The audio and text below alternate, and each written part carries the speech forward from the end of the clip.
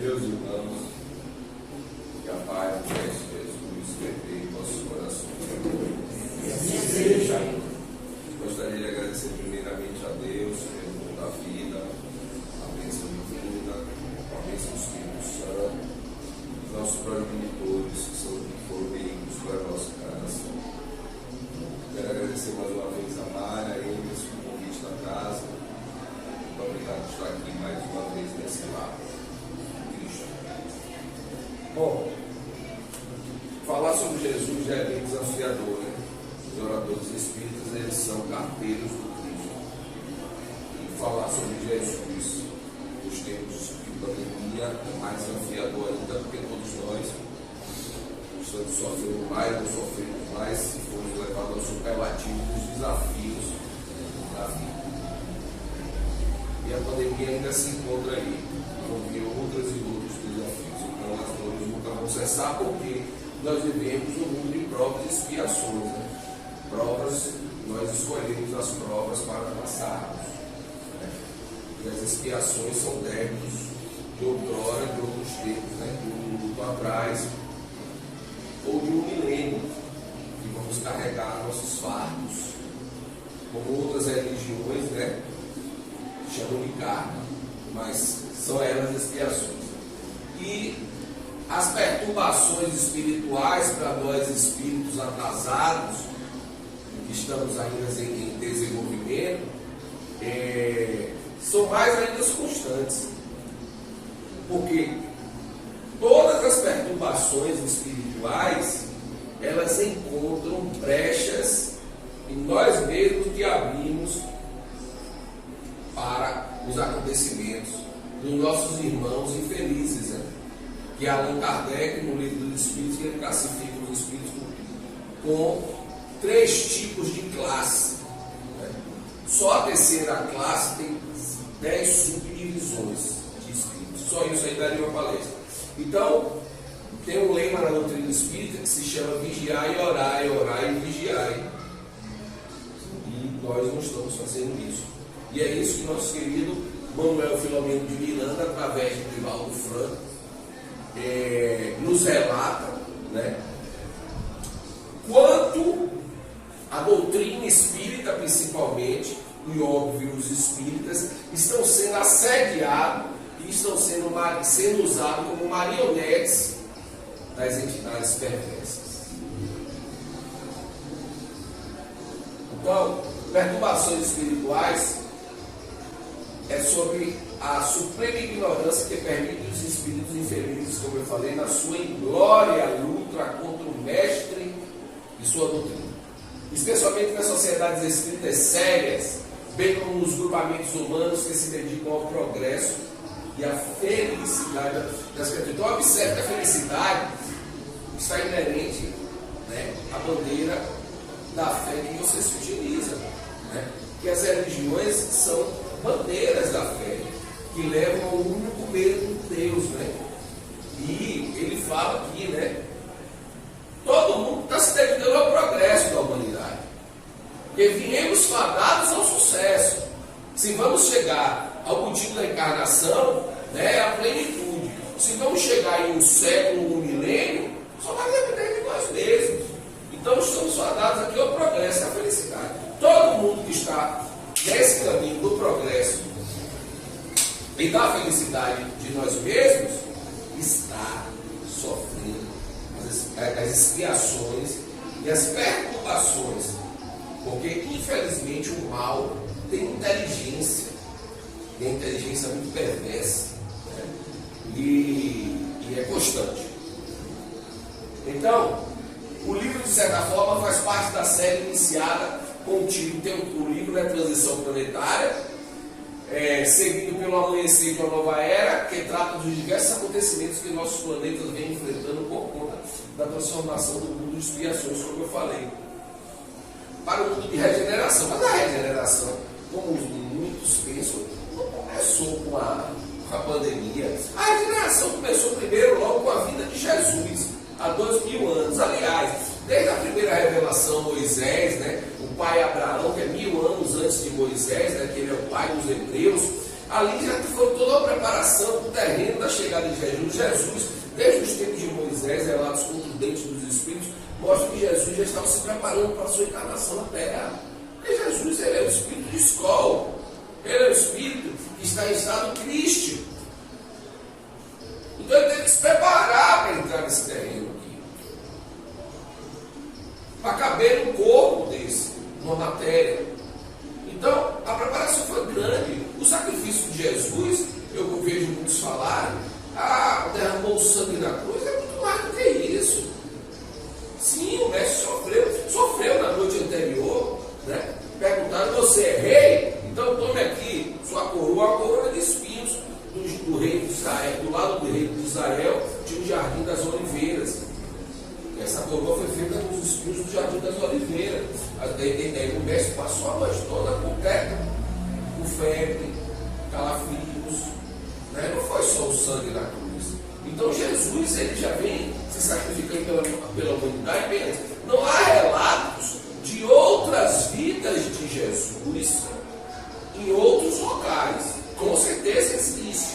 Porque para ele chegar, ele é filho de Deus, sim. Você pega o filho, vamos supor, o dono da BMW. Você pega o filho do dono da BMW. Ele vai ter que estudar, se preparar. Então, o filho de Deus, ele se preparou, ele viveu muito para chegar até esse estado. Mas não há relatos nenhum que nós terrenos, né, terráqueos, digamos assim, que saiba que Jesus viveu em outros locais e qual foi a função dele. Ele é o governador do nosso planeta. Então,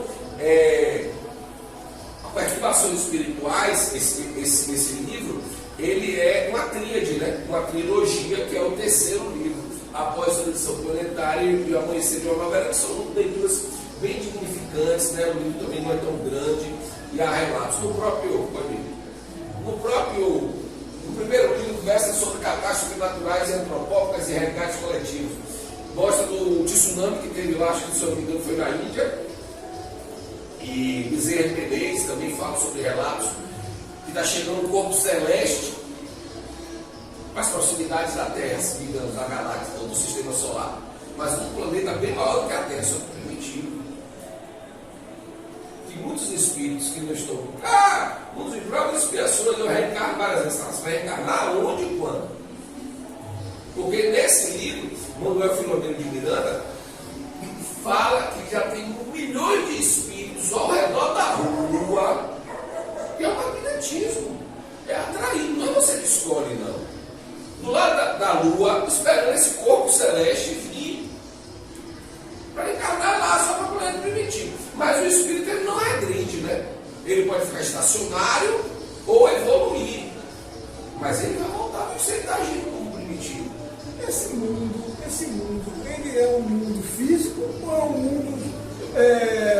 um mundo fluídico, vamos dizer assim? Eu vou deixar as perguntas e observações para o final, mas só vou responder a sua colocação para não quebrar aqui. Esse mundo é um mundo físico, é um planeta físico que está vindo para aqui.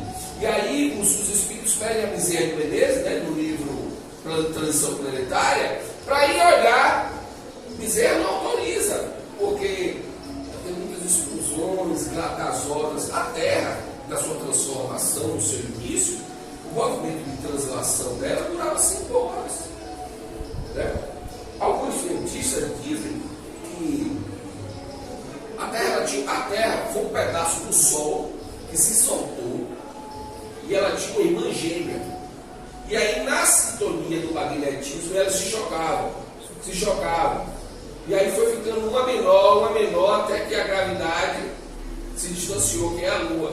No início, a Terra durava 5 horas a movimento de rotação, né? Então, foi toda uma constituição magna, predominava na superfície terrena. Foi um processo para a Terra chegar até a época dos dinossauros, né? Dos dinossauros, o período Jurássico, Triássico e outros, né? Só isso aí daria uma palestra. Então, esse planeta primitivo, que Bezerra relata no livro Transição Planetária, está vindo para cá, para as mediações do sistema, da galáxia, e muitos espíritos que já erraram aqui vão reencarnar lá. Aí eu estou fazendo uma jornada para vocês, como esse lado de Capela, né? Um outro livro para vocês lerem, da constelação lá de Touro. Os capelinos, eles estavam já no mundo de regeneração, tinham um intelecto evoluído, mas a moral caída, e muitos vieram reencarnar aqui na Terra na época do Egito, matemáticos, geógrafos, pintores, que não tinha aquela evolução do pensamento para aquele desenvolvimento naquela época ali.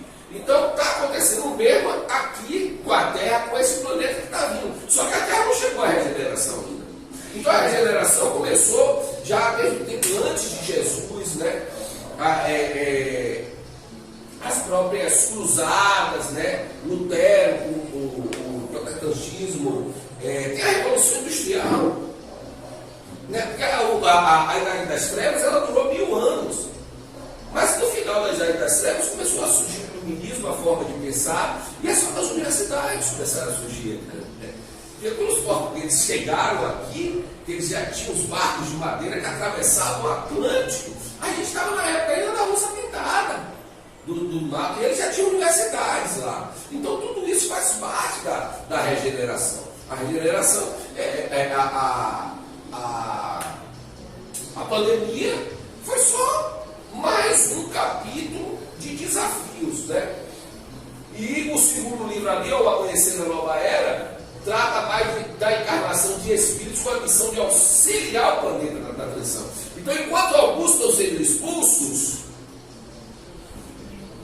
outros estão sendo trazidos para o auxílio, para o desenvolvimento. Então, observe a diferença de grau da escala evolutiva espírita. Qual que você vai querer fazer parte? Porque eu ouço muitas pessoas dizendo, não, mas você está dizendo que tem muitas vidas. Mas quando, e como, e onde você vai reencarnar? Então, esse terceiro livro inicia com a descrição de uma reunião no plano espiritual, em que é abordado o ataque que muitas instituições voltadas ao bem, em especial casas espíritas, são convocadas aos trabalhadores espíritas, como eu falei aqui no início da palestra, porque, infelizmente, o ser humano, a raça humana, na Terra, existe primeiro o seguinte: a raça humana não é proveniente da Terra. A raça humana é proveniente da raça adâmica. Na Terra, há 1/3 da raça humana, que está espalhada por aí. Há muitas moradas na casa do meu pai. Meu reino não é desse mundo. São tópicos do Evangelho segundo o Espiritismo. Né? Então, a raça humana, ela só está com uma pequena parte aqui. E ela usa as casas espíritas, pela sua pequenez, esquece da missão espírita e usa para agradar seu ego, para a conquista de cargos, para a troca de favores. E aí o que é que acontece? A espiritualidade, nossos irmãos infelizes de classe C, não é classe social isso, é classe de espíritos, que é uma Kardec divide em 3 partes, no livro dos espíritos. Eles, opa, é aqui que eu vou entrar. E aí começam as obsessões, que eu vou estar relatando aqui, o que é obsessão, os tipos de obsessão, e aí começam a entrar, por isso que muitas casas espíritas fecham. Ou acontece, já teve irmãos nossos espíritas, pessoal, que em outros estados foram pegar transando no banheiro, no quarto, numa casa espírita, têm relações sexuais. Então, eles enxergam ali e entram. E somos nós que estamos causando a proveniência disso, da nossa fraqueza. Inclusive, o Kardec fala no livro dos Espíritos, se o homem não é arrastado ao mal. Eu vou mostrar aqui para vocês, o homem não é arrastado ao mal. Então lá, quem é esse cara? Manuel Filomeno de Miranda. Segundo a autografia indigente, Manuel Filomeno Batista de Miranda, ele nasceu no Conde, né? Lá na Bahia, de 1876 a 1942. Ele foi um destacado colaborador espírita brasileiro, chegando a presidir a União Espírita Baiana, que antes da FEEB, Federação Espírita do Estado da Bahia, era União Espírita Baiana, a atual Federação Espírita. A partir da década de 70, seu nome foi anotado em psicografias através da mediunidade de Divaldo. Pode ir.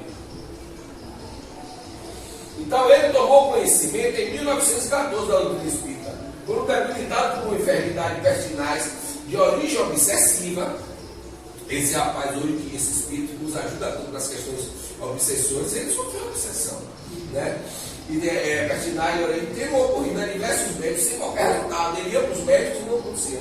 Com passes de água fluidificada, completando a cura com alguns remédios da flora medicinal. Aí nessa época ele conheceu quem? José Pititinga, né? E começava a frequentar as sessões da União Baiana, recentemente fundada em 1915.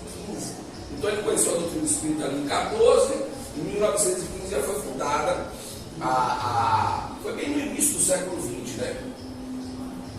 Então, só em 1950, olha quanto tempo, em 1914 ele conheceu a doutrina espírita, em 1915 ele já estava ali pela União Espírita Baiana, em 50 ele conheceu o Chico Xavier, né? E ele piscou com a mensagem para Divaldo, mas somente em 70 essa entidade se apresentou para Divaldo como trabalhador. Então observe que os pontos estão todos interligados, né? Como um que foi um trabalhador, um desbravador da época antes de Chico, porque Chico tem muito tempo. Chico desencarnou tem 20 anos. E Chico, na época que escreveu o Nosso Lar, 1940, 50, muitos de nós aqui não eram nascidos. Só que Filomeno de Miranda está fazendo essa concessão para vocês verem a regressão. Então, Filomeno de Miranda foi antes de Chico.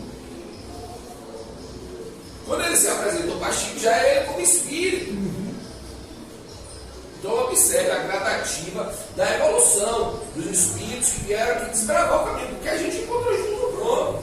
Graças a Deus, ali o Emerson está filmando, as pessoas que não puderam vir, a gente vai assistir a palestra, pessoas do mundo todo podem assistir. Né? Não tinha isso no início, esses caras foram desbravadores mesmo. Então, ele foi se apresentar para Divaldo a partir de 1970, mesmo assim eu ainda não tinha nascido. Então, ele psicografou vários livros através de Divaldo. Vamos adiantar aqui, porque a gente tem uma hora que tem bastante conteúdo. Nos bastidores da obsessão, grilhões partidos, tramas do destino, fronteiras da loucura, painéis da obsessão, loucura e obsessão, tema vida e morte, trilhas da libertação, tormentos da obsessão, sexo e obsessão, entre os dois mundos, reencontro com a vida, transtornos psiquiátricos e obsessivos, transição planetária, mediunidade, amanhecer de uma nova era, perturbações espirituais e no grupo da regeneração. Né? Então observe ali, e transição planetária em 2010, amanhecer de uma nova era em 2012, perturbação espiritual em 2015. E tem nesse mundo da regeneração que saiu na pandemia, que trata bem da pandemia, né? Esse livro começa já dizendo, né? Do clarim que Divaldo tinha ouvido, né? Do mundo espiritual, que foi a ordem que o Criador deu para padecer o vírus e a pandemia, porque era o que a humanidade é o que a humanidade está precisando, porque agora já estamos à beira de um evento nuclear. Para quem não acompanha a televisão, os países cristãos se degladiando aí, não vai parar por aí não, porque a humanidade ela não aprendeu nada, pelo menos das pessoas próximas a mim, ao meu cotidiano, não mudarem com o vírus não. Inclusive pessoas da minha família que ficaram entubadas entre a vida e a morte, que os médicos ligavam de noite lá para casa dizendo, não, está desenganado, vai morrer. Não morreram e não mudaram nada. Eu acho que até pior. É sério? Pessoas próximas. Então, esse livro nos alerta, por meio da mediunidade, sobre as perturbações da suprema ignorância que se permite os espíritos infelizes. Abre os olhos, eu também abro o olho. Né? Na sua inglória luta contra o mestre e sua doutrina. Não é um obsessorzinho, não. É um campo vasto de um exército que derrubou o mestre em vida aqui e que continua outrora no plano espiritual para acabar com ele, com a mensagem dele, com a doutrina espírita. Muitas casas fecharam por questões financeiras, físicas e por questões espirituais. Eles querem desassociar, o objetivo maior deles, eles querem desassociar Jesus da doutrina espírita. E eles desassociando, a doutrina espírita morre. 1000 anos atrás, mas mataram a ideia? Não mataram. E como vai fazer isso após morte? Então, as sociedades espíritas sérias, como os grupamentos humanos, tem que levar isso, estar em alerta, tem que ler, tem que estudar, tem que fazer os grupos de estudos sérios, né? Ocupar nossa mente, porque o vigiar e orar e vigiar nunca esteve tão latente. Então, as desgraças das trevas houvesse agido de maneira diversa, conforme aprendemos todas com a revelação espírita. Vigiar as nascentes do coração, de onde processa tanto o bem quanto o mal, conforme acentuou Jesus em outras palavras. Então, o que é obsessão? O que é perturbações espirituais? Precisamos entender. E vale ressaltar aqui, abre um parênteses, que Deus ele não criou o mal. Deus criou o homem, o ser simples e ignorante. O espírito, a centelha divina. Como você acende o isqueiro? Ele fez assim, com o poder dele. E ele cria a centelha divina. O espírito, com a letra minúscula. E o espírito passa pelo reino mineral, vegetal, animal, hominal, versão homem, e versão angelical, que é nada mais do que o espírito puro. São 5 fases. Em torno de 1 bilhão de anos, para a centelha divina passar por tudo isso. E da fase, lá no livro dos Espíritos, Kardec pergunta, como é feita a mutação do espírito do reino animal e do reino hominal homem? Aí os Espíritos respondem, você não estou preparado para saber, só Deus sabe. Aliás, muitas das respostas que Kardec perguntou aos Espíritos, eles respondem isso, porque a gente não está preparado para saber, diante da nossa pequenez. Então, aí quando o espírito passa para o reino hominal, é o espírito com a letra maiúscula, que tem conhecimento da moral, da luta, que Jesus já me ensinou. Então, estima-se, né, que na versão hominal, nós estamos aqui, que na versão homem e mulher não é isso, na versão do ser, uma média de 80 encarnações para atingir a plenitude. Eu posso fazer em 100, ela pode fazer em 15, vai depender do grau evolutivo, né? Mas a média, mais ou menos, está sendo essa. Então imagine quanto a gente tem que crescer e evoluir, por que dispensar essa encarnação? Né? Por que fazer isso? E não é que você já foi um mineralzinho, uma plantinha e um gatinho. A sua constituição, o seu FCU, que é o fluido cósmico universal, que é constituído o seu espírito, junto com o perispírito, ele tem a simbiose do átomo do magnetismo. E ele vai se alterando e compondo os reinos. Não é de um gato para uma onça, não é assim cartesiano. E a gente não sabe, porque Kardec pergunta no livro dos Espíritos, e os Espíritos dizem que a gente não está preparado para saber. Mas o Espírito passa pelos 5 reinos. Então lá, Hipólite Leão Denizar Ribail, vulgo Allan Kardec. Kardec codificou a doutrina espírita através do livro dos Espíritos, que a primeira versão tinha um pouco mais de 500 perguntas, se eu não me engano, 512. E o livro dos Espíritos gerou o Evangelho segundo o Espiritismo, o livro dos Médiuns, o Céu e o Inferno e a Gênesis. É o Pentateuco Espírita, que é das 5 obras básicas. E tem um livro que é o Espiritismo. Só que a doutrina espírita, ela são 22 obras. Porque tem as obras póstumas e as revistas espíritas. Então, esse cara aí que codificou a doutrina espírita em torno de uma década, quantas encarnações a gente vai precisar para ler e para estudar todas essas obras? 10 encarnações, muito mais. Eu não estou falando ler, eu estou falando estudar, ter conhecimento de causa. Então, lá no livro dos Médiuns, Kardec fala o que é obsessão. Olha lá. A obsessão é a ação persistente ou domínio que alguns espíritos logo adquirem sobre certas pessoas. É praticada pelos espíritos inferiores que procuram dominar.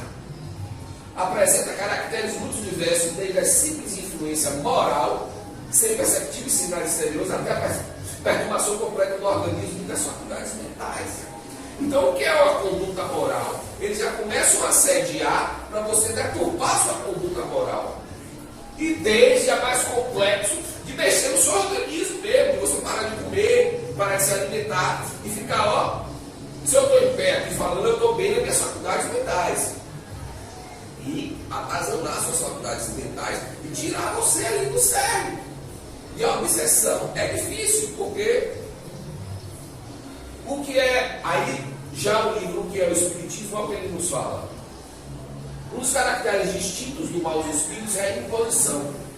Eles dão ordem e querem ser obsessivos. Os bons nunca se impõem, dão conselhos e não são atendidos, retiram-se. Resulta daí que a impressão que em nós produzem os maus espíritos é sempre penosa, fatigante, muitas vezes desagradável. Então, botem uma coisa na cabeça. Mas como é que eu vou saber, né, Daniel, se o espírito é bom ou é ruim? O que é que eu vou entender? Primeiro, os espíritos bons, eles dão conselhos. E eles não vão dar sugestões ruins.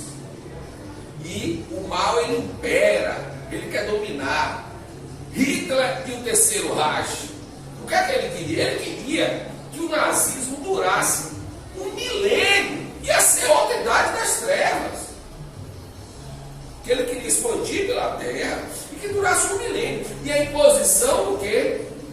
Da raça ariana. É imposição, imposto. E os bons espíritos eles não fazem isso. Então você tem que se conectar. E a melhor, Allan Kardec também nos fala isso, que a melhor ação para você atrair os bons espíritos é você sendo bom.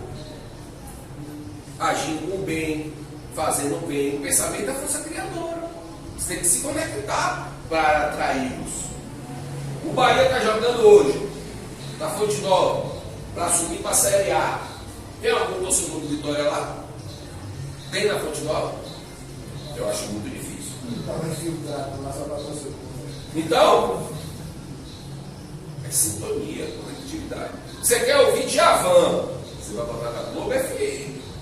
Para ouvir uma música boa, ficar calmozinho, né? Um Caetano Veloso, né? Ou um João Gilberto. Mas se você quiser ouvir um pagodão, você vai sintonizar lá, que eu não sei qual é, mas na Bahia FM, ou Piatã FM, vai tocar um pagode, uma música mais agitada. Então isso é sintonia. É assim que funciona também com os espíritos. Para você atraí-los, basta você ser bom.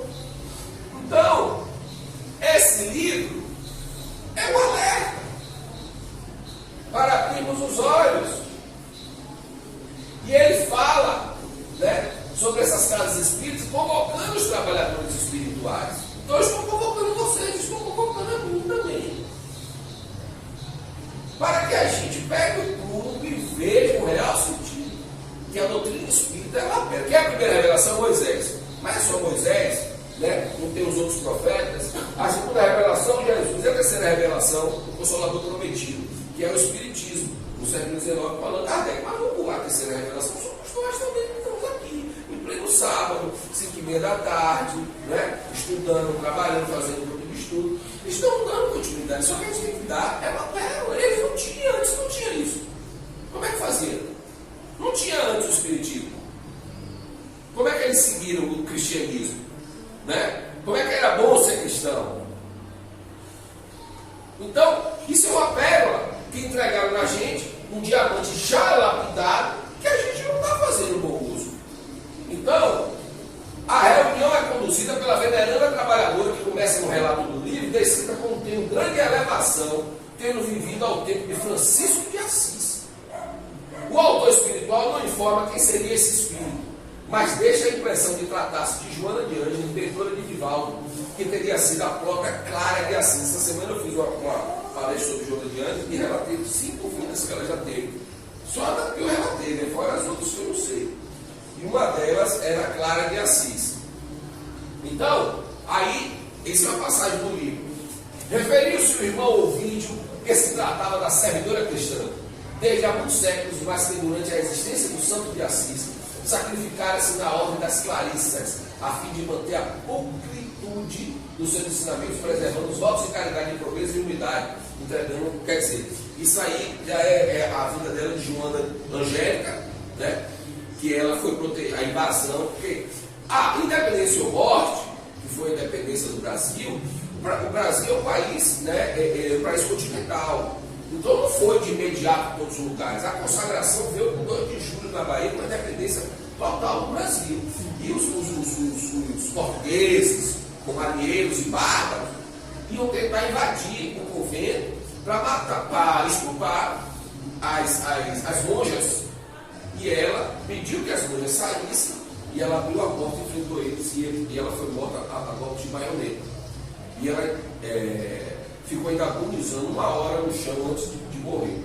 Então, o livro já começa relatando sobre isso, né? Sobre Joana. Aqui, isso está no livro, preservando os votos de caridade e pobreza. Pode ir. Então, o grupo parte para Santa Fazendas na Costa, envolvendo-se em complicadas tramas onde os espíritos persistentes do mal tentam se infiltrar-se nas instituições, ameaçando a base e a credulidade. Então, essa legião de espíritos do bem, eles começam a vir à costa terrestre para trabalhar contra esse negativismo que a ordem do mal já está penetrando na doutrina espírita, nas casas espíritas. Então eles vinham amando, né, a trabalho, principalmente de Dona Joana, para reverter isso. Quer dizer, é um extra de uma salvação, mediante a nossa condição. Então, aí, as cruzadas em Inquisição, né? Muitos espíritos desses que estavam penetrando nas casas espíritas, destruindo a ordem cristã, a doutrina espírita, foram espíritos que morreram nas cruzadas e no tempo da Inquisição, que estavam revoltados, cheios de ódio, mágoa, rancor. Porque você segurar, você guardar óleo, né, amado? É você segurar a brasa quente aqui, ó, nas mãos. Eu vou jogar nele. Quando é que você está esperando para jogar nele? O que é que está acontecendo aqui? Com a minha mão ficou. Então, muitos desses espíritos faziam parte das cruzadas da Inquisição. Cruzada é um termo utilizado para designar uma série de expedições militares de cunho religioso, travadas na Idade Média, que eu já falei por isso na palestra, entre nobres cristãos europeus e muçulmanos. Os muçulmanos queriam arrasar com tudo e tomar as áreas que existiam os cristãos, né? Na parte da África, da Ásia, né? Em alguns outros lugares. E a expedição de retomar o controle da Terra Santa, desde que então sob o domínio islâmico. Pode ir. Então, popularizados pelos filmes e pela literatura, esses movimentos tiveram início no século XI, as cruzadas, depois de Cristo, óbvio. Estendidos até o século XIII, então foram 300 anos só de cruzadas, de batalhas, de derramamento de sangue, ou mais, 350 anos. A historiografia atual lista com 10 cruzadas. Então vamos botar aí 300 anos, 10 cruzadas, que é bom de matemática. Quantos eram por anos? 30 anos. Não. 300 anos de cruzada. Foram 10 cruzadas. Quantos por ano a média? 3.000. Não, a cada 30 Você tem que dividir. 300 por 10. Não somar, não multiplicar. Olha lá. 300 anos de cruzadas. Foram 10 cruzadas. Em torno de 30 cruzadas por séculos. Mais ou menos 33 cruzadas por século. Um banho de sangue. Invasões, derrotas, a queda de Constantinopla, né? Foi um banho de sangue ali, porque desde os tempos que Jesus desencarnou, começou a perseguição dos cristãos. Os apóstolos foram perseguidíssimos. Pedro foi pedido para ser crucificado de cabeça para baixo na cruz, porque ele não tinha o mérito de desencarnar igual o mestre. Então sempre foi a perseguição, é isso que eu estou te dizendo. Hoje em dia a gente tem a primeira revelação, a segunda revelação, a terceira revelação. A intervenção de espíritos de escola que descem a costa terrestre para salvar as instituições. A gente tem a doutrina espírita prontinha, como outras obras. As obras da Amélia Rodrigues, de André Luiz, através de Chico Xavier, só isso, aí são 16 obras. E a desfazer, não tem a perseguição. Está alguém entrando aqui, está querendo decepar minha cabeça porque eu estou falando de Jesus? Não temos isso. Nós estamos indo para onde? Ver o Bahia jogar, ou ir para o bar beber, ou brigar, ou fofocar, ou discutir por causa de partido X, partido Y. E a gente está com tudo isso, irmãos, e não estamos fazendo. E ainda por cima, Mária, nós estamos usando as casas espíritas para agradar o nosso ego, crescer lá dentro, com poderes, cargos, né? E até prazeres momentâneos. E aí, a espiritualidade está vindo de classe inferior e está entrando. Pode ir. Então, o embate entre cristãos e muçulmanos começou em 711 depois de Cristo, na Batalha de Guadalete, na Espanha. Nessa data, Rodrigo, o último rei visigodo, foi derrotado pelos árabes. Como consequência, quase toda a Península Ibérica foi conquistada. E os visigodos sobreviventes fugiram para a região de Pantoias do Norte. Antes disso, os muçulmanos já haviam varrido o Oriente Médio todo, o norte da África e a Terra Santa, local onde viveu Jesus. Então era aquela perseguição de a toma de poder, né? Do desalinho. O que é que eles estão fazendo aí? Por quê? Você vai no Egito, no Cairo, você não pode entrar lá no templo num crucifixo. Pede para você tirar, porque eles não acreditam em Jesus. Tem religião que acha que Jesus ainda não veio. Só isso ainda é de uma outra palestra, um seminário. É sério. Eu tenho amigos próximos que pediram para tirar o crucifixo quando chegaram no Cairo, no Egito, e não podiam entrar lá nos templos. Então essa guerra aí, vem aí desde o século VIII, 711, século VIII, depois de Cristo. Porque mataram Jesus, mas não mataram a ideia, mas mataram os apóstolos. Mas continuou a perseguição. E olha que como uma coisa é verdadeira, é com amor, porque Jesus é amor, porque ele veio ensinar a lei do amor. Ele não veio ensinar para a gente escalar o Everest, nem para criar a fórmula da bomba atômica. Jesus é amor porque Deus é amor, porque o universo é amor. Então, quando a coisa é edificante e é verídica, não morre. Porque se fosse fugaz. E essas perseguições foram duradouras, foram passadas. E essas cruzadas foram horrorosas. Acabaram com a terra, foram muitas vítimas. Olha aí como era. Você acha que ele se vestiu assim por quê? Para não se machucarem. Né? Com a espada, com a lança. 300 anos, podendo plantar o amor. 300 anos de destruição. E em nome de Cristo. Né? E aí, o que é que acontece? Muitos morreram, não morreram? Aí passa.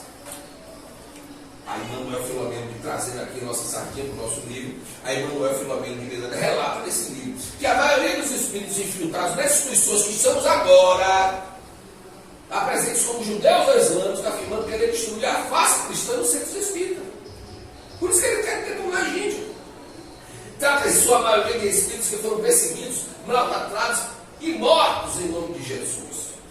Quando nos nossos erros na Idade Média, com as cruzadas e a Inquisição, associando essas atrocidades ao Cristo, achando, botando a culpa em Jesus.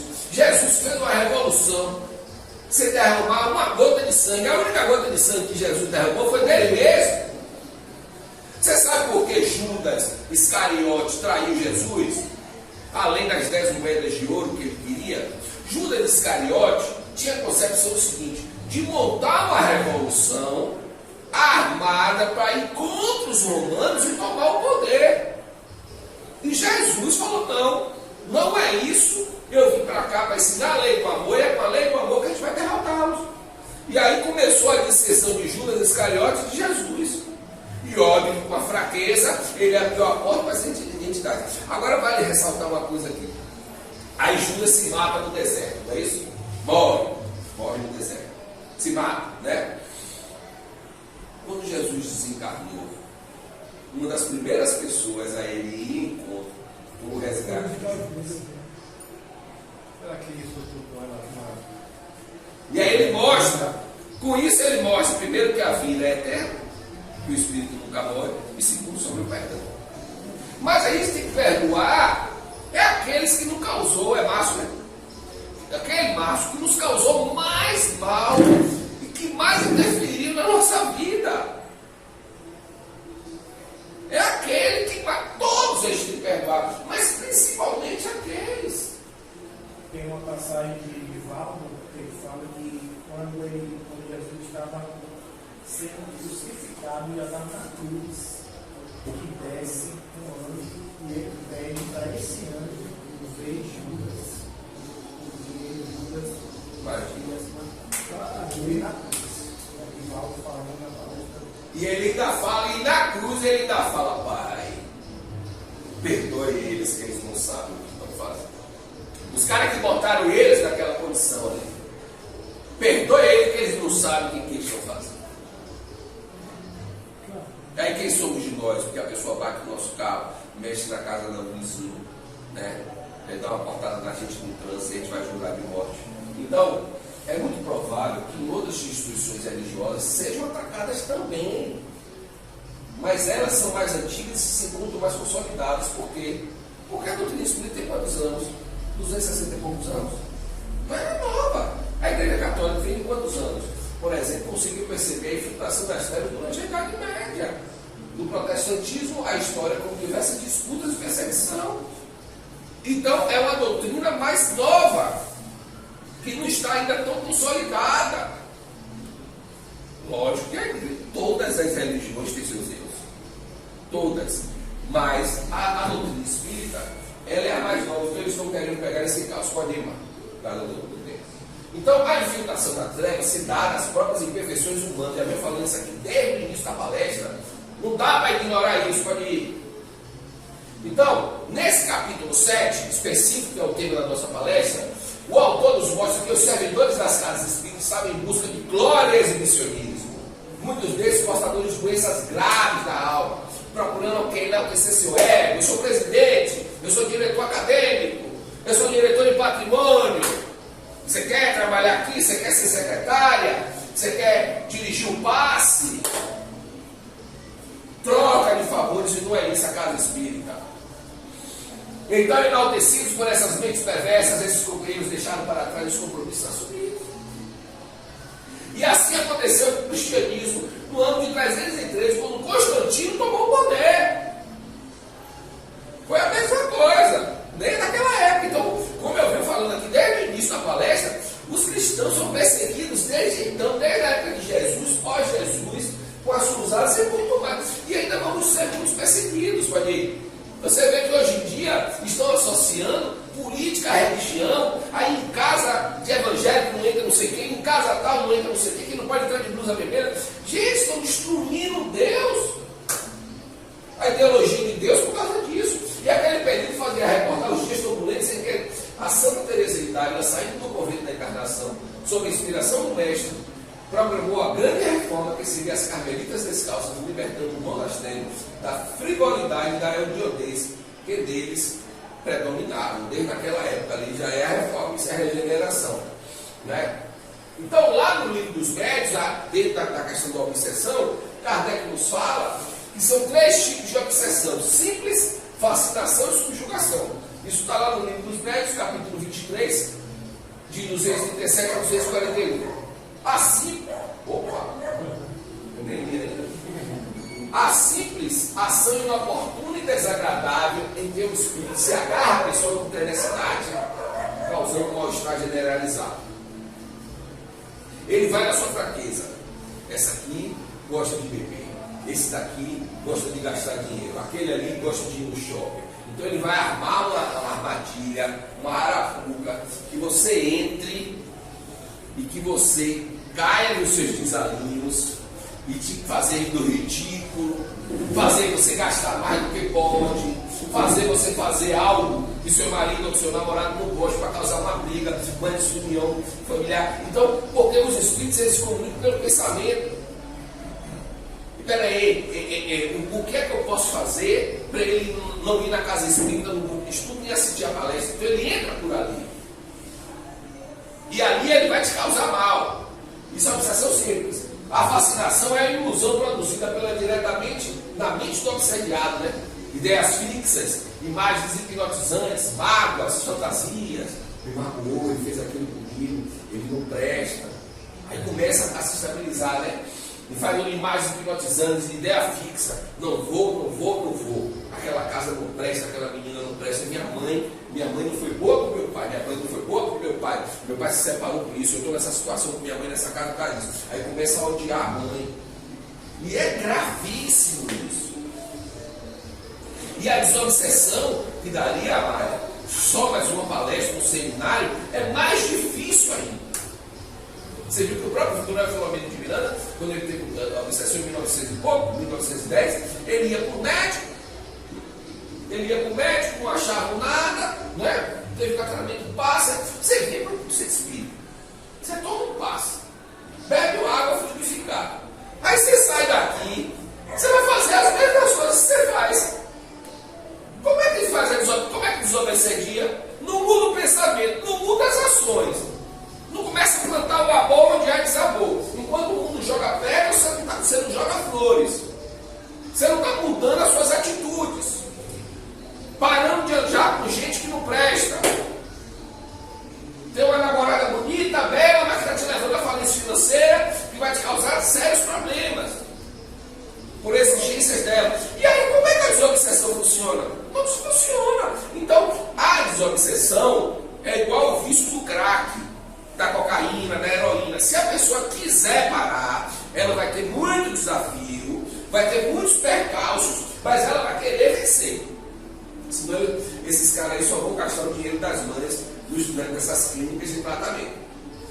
Então a mesma coisa com a desobsessão. Você continua atraindo. Não é? Pode ir. E subjugação é uma constrição moral ou física que paralisa a vontade do que sofre e faz agir a seu lado. Ele paralisa. Primeiro ele começa com uma ação inoportuna e desagradável, faz você passar o ridículo em alguns lugares, né? E algumas ações, causando já um mal-estar generalizado. Depois ele já age diretamente na mente do obsediado, né? Simulando, você começa a enxergar coisas e fantasias que não existem. E a pior de todas é a subjugação, né? Que é uma constituição moral, até o físico. Não querer tomar banho, não querer fazer a barba, né? Não querer se cuidar, né? A vontade, para quê? Eu vou para a escola para estudar, para que eu vou ser espírito, vou abrir esse livro, e faz agir de mal, cara, e você começa a ficar o Deus dará, e você é um nada. Eu, há 22 anos atrás ou mais, eu tive problemas sérios de obsessão, que foi um dos motivos que eu entrei na doutrina do espírito, inclusive de vampirismo. Eu sofri vampirismo. E foi um processo todo, graças a cada oração de Zé de Menezes, com a bem próxima, do nosso patrão Zé de Menezes, e Dona Moeda Duarte, a fundadora, que me tiveram muita paciência para me tratar, para me cuidar depois, para depois eu começar a ser trabalhador, para depois eu começar a estudar a doutrina espírita, depois estudei 2 anos e meio mediunidade, para depois ir para a prática mediúnica, depois fiz um curso de palestrante, estudei anos, e fui mudando. E no início era tropeços e acertos. Até eu chegar a ouvir da casa. Tem um dia que eu ouvi você. Eu tinha uns 20 e poucos anos, 29 anos. Você está cansando os médios da casa. Porque eu ia, me tratava e não mudava. E as coisas, graças a Deus, foram mudando. Então, as características da obsessão são: quase sempre a obsessão exprime a vingança que o espírito tira e que com frequência se radica nas relações que o obsediado manteve com ele em precedente existência. Porque uma coisa, você vê esses espíritos, olha quantos anos, quantos séculos já tem isso, e esses espíritos eles ficam presos nesse mundo. Oh, meu Deus, partindo da premissa que cada um de nós tem um mentor espiritual e que Jesus Cristo é responsável por todos. Aliás, esses espíritos que combatem o Cristo também são das ovelhas que o Senhor confiou, não foi isso? E eles ainda ficam, parece que parou o tempo para eles, vamos dizer assim. Mas o ódio faz exatamente isso. Eu já tenho muito ódio para saber que Um dos sintomas da subjugação, essa fascinação, essa ilusão, né? Essa deturpação dos valores, né? Porque é incrível, infelizmente, porque assim, a vida, ela realmente ela é bela, né? Viver é único, e Deus nos deu a vida, né? Mas ela é bem desafiadora, porque os mundos, a doutrina espírita, ela é uma tríade, ela é ciência, filosofia e religião. Ciência, ela estuda os dois mundos, o mundo físico e o mundo espiritual. Filosofia é como interpretar os acontecimentos humanos da vida, as vicissitudes, os pecados. E a religião é exatamente o ensino da moral do Cristo para você botar em prática. Então, por que a ciência é o estudo do mundo físico, o mundo espiritual? Porque, meu irmão, o mundo espiritual não é ali, não, ele está aqui, ó. Ele está entrelaçado. Então, o Divaldo, ele citou o Divaldo Márcio, Divaldo fala que os espíritos, eles interferem em nossas vidas muito mais do que nós pensamos. Então, a gente não está inerente a qualquer acontecimento fatídico, alegre, feliz, né? O que seja, porque os mundos estão aí atrelados. E nessa consonância do ser celestial, de viver, de crescer, de desenvolver, de evoluir, além do progresso, tanto que se fala, né, sobre isso, nós temos um banquete. Nós temos um banquete. Então, qual é a obsessão? Exprime a vingança entre o obsidiado que mantém precedência de ser. Por exemplo, eu posso ter causado uma vida passada na França, trair Emerson com a esposa dele, aí ele se separou, entrou em ruínas, caiu em desgraça, ficou paupérrimo financeiramente, não conseguia comer, e se jogou da ponte e morreu. Então ele traz isso tudo dentro da alma dele, em vigor, e para colocar contra mim. Mas você falou de Divaldo, Máscara de Ferro, 30 anos de obsessão em cima de Divaldo aqui, que quase fez ele se jogar no elevador da Serra, ele cometeu suicídio. Aí a irmã de Divaldo, que há uns anos atrás tinha cometido suicídio tomando veneno, apareceu na frente de Divaldo: não faça. Então, Máscara de Ferro foi um espírito obsessor que perseguiu Divaldo e muito aqui. E você sabe como foi que parou a obsessão? Num dia, e deixaram uma criancinha na porta da mansão, como deixaram várias outras vezes, e aí a tio Nilson falou, acho que alguma coisa assim: não, tá cheio, não dá. Aí Divaldo: não. Foi lá pegar. Chega, fiquei arrepiado. Quando Divaldo foi pegar, aí Máscara de Ferro apareceu para Divaldo: eu quero ver se você vai cuidar dessa. Era a mãe de Máscara de Ferro de outra vida. E aí ele fiquei arrepiado. Aí ele cuidou do bebê. Aí Máscara de Ferro falou: nesse exato momento acabou minha perseguição com você. Chega, me emocionei. Então é uma história linda. É uma história linda porque o amor, ele supera as barreiras. E foi para isso que Jesus veio, para nos amar, para nos constituirmos a lei do amor, que ela é universal, não o amor efêmero na questão de ser, de amar a esposa, de amar a namorada ou namorado. O amor universal, da clara evidência da fluorescência, da condição do ser celestial, da condição do ser universal. E assim, lá no livro Ação e Reação de André Luiz, ele nos fala sobre as lesões espirituais causadas pelas obsessões, as alterações da atividade mental, já falamos aqui, dessensibilização de pontos específicos dos perispíritos, seguido de lesões que refletem no corpo físico, malformação congênita, distúrbios hormonais. Porque nós somos, eu falei que a doutrina espírita é uma tríade. Nós somos uma tríade: corpo, espírito e perispírito. O perispírito é o corpo semifluídico que liga o espírito à matéria. Então, ele age na atividade mental em pontos específicos do perispírito, que são 7 chakras conectados, alguns dizem que são mais. Só sobre falar sobre chakras, daria uma palestra, um seminário, servindo de lesões e causa esse malformação congênita de luz. Aí André Luiz nos fala lá no capítulo 19, 260 desse livro, ó. A alma ressurge no equipamento físico transportado consigo as próprias falhas a se refletir na veste carnal, como zonas favoráveis à eclosão de determinados de moléstia. Então a moléstia é constante. E a matéria, ela se deteriora, mas a alma não. E assim são as obsessões. E elas vão entrar de acordo com as nossas fraquezas, nossas incapacidades. E sabemos alimentar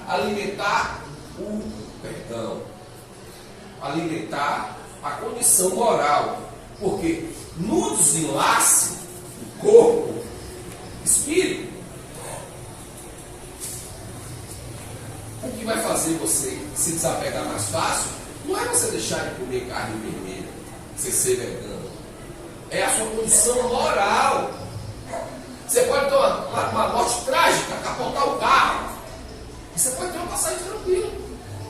Paulo de Tarso, que era Saulo de Tarso, perseguidor do cristianismo, foi preso pelos romanos. Lucas visitava ele na prisão. Foi assim que surgiu o evangelho de Lucas. São 4 evangelhos canônicos: Mateus, Marcos, Lucas e João.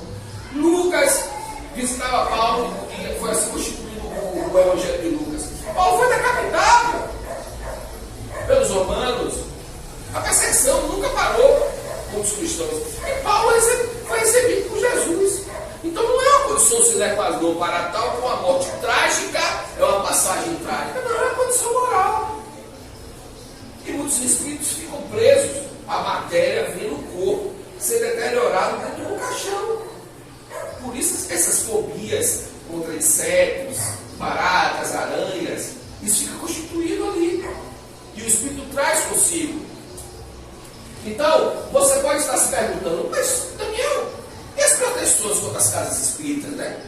E o trabalho da espiritualidade superior é muito maior do que conseguimos conceber? Eles não estão deixando parar as obsessões contra as casas espíritas?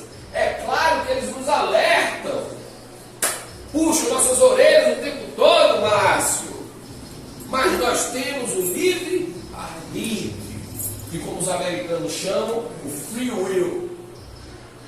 Nós temos o livre-arbítrio. E com o livre-arbítrio, como fala André Luiz, nós descemos nossas asas da liberdade ou as algemas da nossa própria prisão. E nos colocamos nas condições de obsessão simples. Obsessão, fascinação, subjugação. E aí abrimos a porta.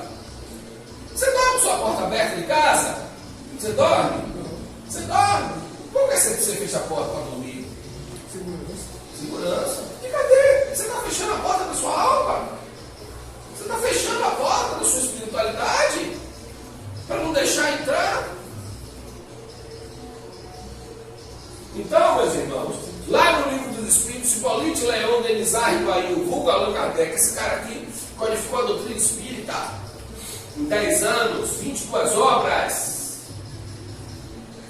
Aí Kardec nos fala lá no livro dos Espíritos. Quando o homem se acha, de certo modo, mergulhado na atmosfera do vício, o mal não lhe torna um arrastamento quase irresistível. O que é que ele quer dizer aí? Se o homem é vicioso na fofoca, porque muita pessoa pensa que o vício é só tomar heroína, cheirar cocaína, beber. O vício da fofoca, da maledicência, de agir no mal, de roubar, de matar, tudo isso são vícios que tornam o homem arrastado. Perdão, tornam o homem arrastado a seus próprios males. Então, mas o cara ele nasceu em tal lugar, porque tal lugar fez condição para ele não poder se purificar e ter sua condição moral. Né? Ele é arrastado. Que fraqueza é essa? Aí olha o que os Espíritos respondem. Arrastamento sim, irresistível, porquanto mesmo dentro da atmosfera do vício, com grandes virtudes, às vezes deparas. São espíritos que tiveram a força de resistir e ao mesmo tempo receberam a missão de exercer boa influência sobre os seus semelhantes. Eu me lembro daquele relato de Serginho no vôlei. O cara foi campeão em tudo aí, né? Com o Bernardinho, com aquela equipe. Ele nasceu na comunidade. E ele disse que vários amigos dele faleceram no tráfico. E ele nunca entrou, sempre foi pro vôlei, começou do nada, e ele arrastou várias pessoas pro esporte, pra vida. E aqui, ó, arrastamento sim. E eles tinham, cadê sua força? Que fraqueza é essa? Só porque uma pessoa senta do seu lado, você não pode beber. Eu não posso beber, não bebo há mais de 15 anos. Um dos motivos da minha obsessão que eu tive há 22 anos atrás foi bebida e cigarro. Mas graças a Deus eu não bebo há mais de 15 anos. Aí a pessoa senta do seu lado, puxa uma cerveja, você não aguenta. Não, eu não aguento, porque eu não aguento, porque é latinha. Aí você vai e bebe. Mas você não se conhece então. Conhece a ti mesmo, conhecerei bem, já falava Sócrates e Hipócrates. 400 anos antes de Cristo. Na Grécia. Eu vou para os aniversários de família, as pessoas bebem horrores, sentam do meu lado, estão engradados. Eu não dou um espaço, eu não gosto nem o roxo. Eu tomo uma Coca-Colazinha, gosto de um pedaço de bolo, um brigadeiro, eu fico na minha, mas eu vou dizer para a pessoa não beber, então eu vou sair dali. Agora, quando eu sinto que em determinado momento da festa, porque tem festas mais leves e mais pesadas, né? Quando eu chego, que eu sinto que em determinado das festas as pessoas estão muito alegres, que já almoçaram ou já jantaram, aí eu começo a me retirar, né? Aí daqui a pouco eu vou para casa, vou fazer minha oração, mas eu não posso ser um mata-borrão. O que é um mata-borrão? É um médium que onde você passa, você está arrastando. Por exemplo, eu vim fazer a palestra aqui, estacionei o carro aqui na porta do bar, certo? Aí, só porque eu estacionei ali a malha, eu passei na porta do bar, o pessoal bebendo, então eu já fui obsediado, peguei vários espíritos, vou chegar aqui para a palestra, e que força é essa minha? Que equilíbrio é esse? Porque Kardec nos fala no livro dos médios, que todos nós somos médios, e sentimos qualquer interferência do espírito. Só que alguns mais, outros menos. Então você tem que ter equilíbrio. Então, qual é a conclusão que a gente tira da nossa palestra?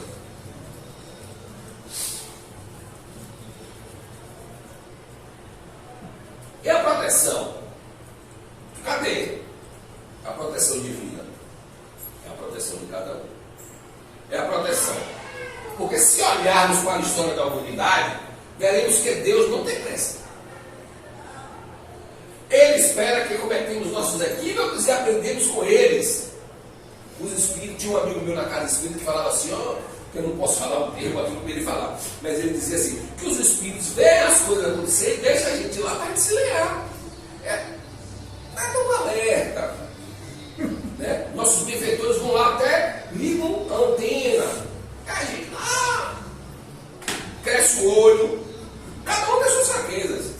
Eu posso ser comer, um roubar, o outro matar, o outro trair a esposa, o outro bater no filho, o outro ser irresponsável e não pagar as contas de casa. Cada um tem suas fraquezas.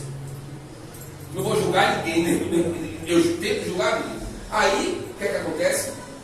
Ele dá uma alerta, a gente vai cair nesse martelo. Então, sem uma interferência que é diante do nosso livre-arbítrio, colocando os nossos destinos em nossas mãos. Somos donos da nossa própria obra. Deus nos deu o caminho, somos nós que temos que percorrê-lo.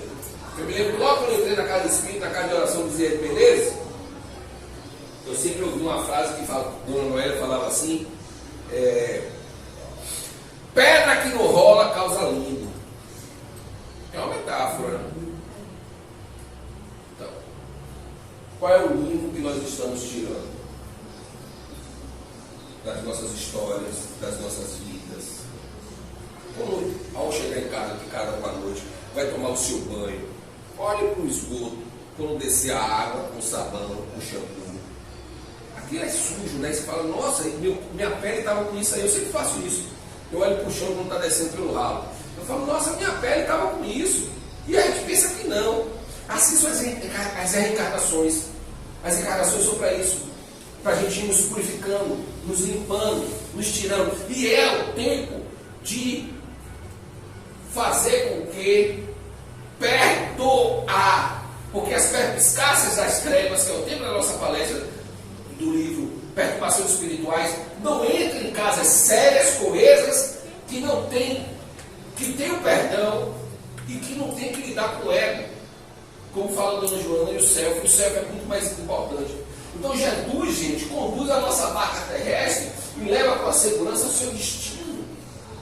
Após as reflexões, a gente tem que se reunir e reformular as nossas atividades, formatar o nosso grupo, pois esse grupo precisa ser do bem, esse grupo precisa ser celestial, porque o Cristo é celestial, o Cristo é universal, ele é o Espírito de escola em estado crístico, nos ligando, nos conectando a Deus Pai Celestial, que tenhais misericórdia de vossas almas. Que assim seja. Muito obrigado.